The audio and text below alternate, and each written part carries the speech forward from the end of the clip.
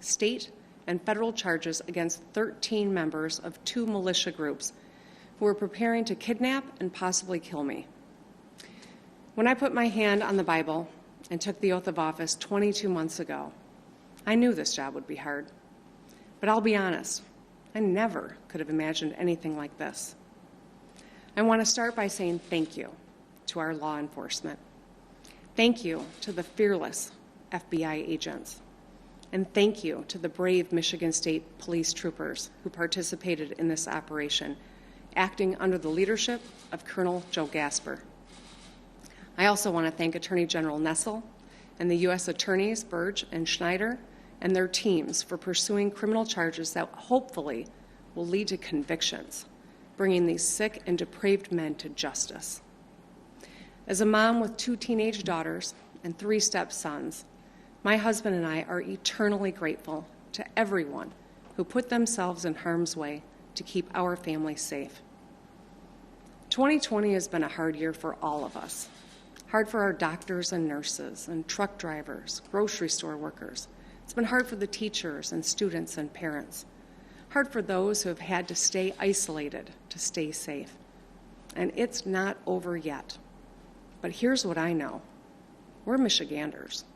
We have grit, we have heart, and we are tough as hell.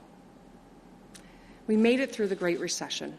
We made it through auto bankruptcies. We made it through floods and polar vortexes. But none of us has faced a challenge like COVID-19, not in our lifetimes. I've said it many times, we are not one another's enemy. This virus is our enemy, and this enemy is relentless. It doesn't care if you're a Republican or a Democrat, young or old, rich or poor. It doesn't care if we're tired of it. It threatens us all, our lives, our families, our jobs, our businesses, our economy.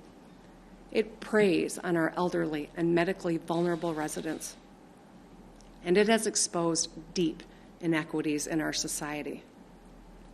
This should be a moment for national unity, where we all pull together as Americans to meet this challenge head on with the same might and muscle that put a man on the moon.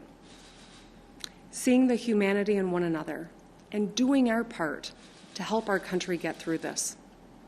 Instead, our head of state has spent the past 7 months denying science, ignoring his own health experts, stoking distrust, fomenting anger, and giving comfort to those who spread fear and hatred and division. Just last week, the President of the United States stood before the American people and refused to condemn white supremacists and hate groups like these 2 Michigan militia groups. Stand back and stand by, he told them. Stand back and stand by. Hate groups heard the president's words not as a rebuke, but as a rallying cry, as a call to action. When our leaders speak, their words matter. They carry weight. When our leaders meet with, encourage, or fraternize with domestic terrorists, they legitimize their actions, and they are complicit. When they stoke and contribute to hate speech, they are complicit. In 1981, President Ronald Reagan spoke to the NAACP's annual convention, and his comments stand in sharp contrast to what we have seen on the national and state level from his own beloved party in 2020.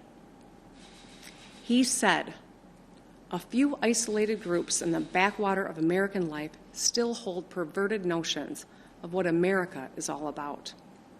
Recently, in some places in the nation, there's been a disturbing recurrence of bigotry and violence."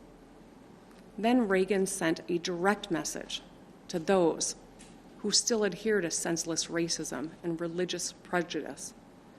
"You are the ones who are out of step with our society," he said. "You are the ones who willfully violate the meaning of the dream that is America. And this country, because of what it stands for, will not stand for your conduct." So let me say this loud and clear. Hatred bigotry and violence have no place in the great state of Michigan.